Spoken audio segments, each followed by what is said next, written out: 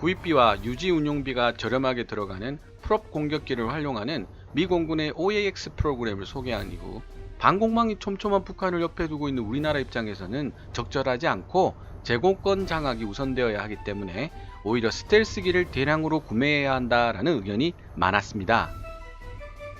한 가지 말씀드리고 싶은 것은 저도 프롭 공격기 KA-1으로 북한 영공으로 작전을 펼친다는 것이 상당한 무리가 따른다는 점을 잘 알고 있고, 동영상의 제작 의도가 프롭 공격기로 북한을 상대하자는 의미는 아니었다라는 점입니다. 우리나라에서 프롭 공격기가 의미가 있다면 군사 분계선을 넘어오는 고속 침투정이나 소형 함선들을 70mm 유도 로켓탄, 비궁을 사용하여 우리 영공에서 격퇴하는 데 있을 정도임을 분명히 밝혔습니다만 오해를 하신 분들이 많으시네요. 비궁에 숨겨진 일화가 있습니다. 미군이 세계 여러 곳에서 작전을 펼치다 보니 테러리스트들이 소형 고속정에 폭탄 등을 싣고 순간적으로 많은 수의 배들로 자폭 공격을 감행하는 탓에 생각하지도 못한 큰 피해를 입었다고 합니다. 그것이 바로 물량의 무서움이기도 하고요. 아무튼 미군은 그런 경험을 통해 70mm 유도 로켓탄이 있으면 좋겠다는 생각을 했고 우리나라 공군과 공동 연구를 시작합니다. 비록 중간에 미군은 손을 떼긴 했지만 결국 70mm 유도탄 비궁은 그 결실을 맺었죠. 우리나라 공군도 전력화를 포기하는 바람에 현재 지상 발사 실험만 실시된 것으로 알고 있습니다만 헬기보다 빠르고 상승 고도도 더 높은 프롭 공격기 KA-1에 장착하기에는 안성맞춤인 무기입니다. 참고로 아파치 헬기 한 대의 가격이 350억 정도이고 유지비가 시간당 5,380달러, 하나로 600만원 정도가 됩니다. 헬기 유지비가 더 싸다고 오해하시는 분들이 많으신데요. 미군의 A-29 슈퍼 투카노의 경우 기체 가격은 190억대, 그리고 시간당 유지비는 1000달러, 하나 100만원 미만입니다. 다시 이야기를 오늘의 주제로 돌려보겠습니다. 가성비고 뭐고 다 필요 없는 현대 공중전 최고의 무기라고 일컬어지는 다목적 스텔스기 F-35 Lightning II, 그냥 편하게 F-35라고 부르겠습니다. 그 계획은 무려 20년도 훨씬 전인 1993년에 시작이 됩니다. 제가 한참 군복무를 하고 있던 때네요. 정확하게 26년이라는 개발 시간과 엄청난 돈이 투자된 다목적 스텔스기 F-35에 대한 최근 미국 내 여론이 매우 좋지 않습니다. F-22 랩터와 더불어 최첨단 스텔스 전투기로서 몸값을 높이고 있는 F-35에 대해 최근 부정적인 여론들이 속속 등장하고 있는 이유는 과연 무엇일까요? 그 내용을 1부, 2부로 나누어서 살펴보도록 하겠습니다. 2019년 1월 30일 미국 최대의 경제 미디어 그룹인 블룸버그에서 Stagnant F-35 reliability means fewer available jets. 지지부진한 F-35에 대한 신뢰성은 F-35의 실제 가동성이 예상보다 훨씬 낮을 것이라는 사실을 의미한다 라는 제목의 기사가 토니 커패치오 기자에 의해 작성되었습니다.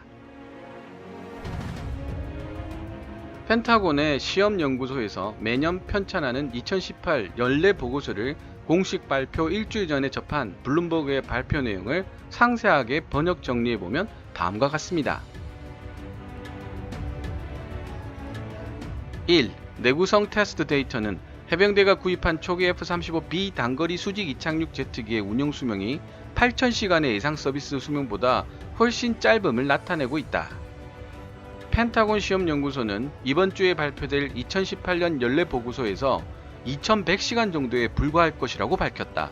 이는 F-35B의 일부가 2026년에 기체 운용 수명이 끝나기 시작할 것으로 예상한다는 것을 의미한다. 2. 게다가 지난 3년 동안 비행훈련이나 전투 임무에서 저조한 성적을 유지했기 때문에 전투기 가동성이 향상되지도 않았다. 3. F-35에 대한 잠정적 신뢰성과 야전 정비 측정 수치가 계획된 80% 목표를 충족시키지 못하고 있는 상황에서 로버트 빌럽 테스트 국장은 개선 여부에 대한 새로운 평가 결과가 여전히 가동성이 개선되었으므로 바뀌지 못하고 있다고 지적했다. 4. 현재 F-35 비행대 성능은 벤치마크 기준보다 훨씬 낮은 수준이다. 5. 2018년 사이버 보안 테스트는 이전 F-35의 사이버 보안 취약점이 여전히 해결되지 않았음을 보여주었다. 6. 기체에 문제가 생겼을 때 이를 수리하고 비행 가능 상태로 돌아오는 데 필요한 시간이 작년과 비교해 봤을 때 거의 변화하지 않았다. 다른 자료에 의하면 2018년 수리를 위해 비행 편대를 떠난 F-35가 자대로 복귀하는 데 걸렸던 시간이 자그마치 6개월이었습니다. 7. 일부 데이터 및 기능 결함이 F-35의 가용성과 발진에 중대한 영향을 미치고 있기 때문에 앨리스라고 알려진 전산화된 유지관리 시스템은 기대한 만큼의 성능을 보여주지 못하고 있다. 8. 유지보수 담당자와 조종사는 매일 F-35 데이터의 완전 무결성에 관한 전반적인 업무를 직접 처리해야만 한다. 9. 미 공군의 9월 DoD 테스트를 통해 나온 F-35의 공대지 공격용 모델건의 정확도가 도저히 용납될 수 없는 수준이었다. 여기까지가 블룸버그가 지적한 9가지 문제점들이었습니다. 미국 F-16 전투기와 A-10 전투기의 아버지들 중 한 명으로 여겨지며 F-35에 대해 미국에서 가장 비판적인 인물 중 하나인 국방장관 특별보좌관이자 전 국방분석가 피에르 스프리가 마지막 10번째이자 치명적일 수도 있는 결함을 추가시켰습니다. 그것은 바로 F-35에 얽힌 군 장성 관련 방산 비리와 정치적 게임의 부정적 영향력에 대한 내용이죠. F-35 전투기가 처음으로 추락한 것은 2018년 9월 28일의 일입니다. 당시 미 당국은 관련된 문제를 평가하고 해결하기 위해 F-35 비행대 전체에 비행 금지령을 내렸습니다.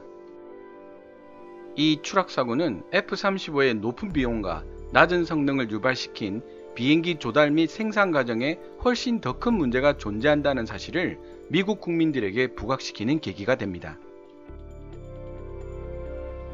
F-35 프로그램은 조달상의 어려움이나 부품의 품질 문제를 자주 겪어왔습니다. 헬멧 디스플레이의 LED 문제, 너무 빨리 마모되는 타이어, 비행 중 급유관 고장, 생명 유지 장치가 조종사에게 충분한 산소를 공급하지 못하는 현상, 특정 종류의 날씨에 비행이 불가능한 점 등이 실제 사례들입니다. 사실 더 많은 문제들이 여전히 산적해 있습니다. 이 스텔스기가 미 국방부 눈높이에 맞는 공장 생산 사양에 이르기 전에 이런 문제점이 미리 확인되고 수정되어야 했었기 때문에 뒤늦게 발생한 이런 각각의 문제점들은 F-35가 효과적으로 작동할 수 있는 능력을 저하시키고 비행기당 비용은 더욱 증가시키는 결과를 가져오게 되었던 것이죠. 앞으로 40여 대의 F-35를 운용해야 하는 우리나라 입장에서도 상당히 걱정스러운 일이 아닐 수 없습니다.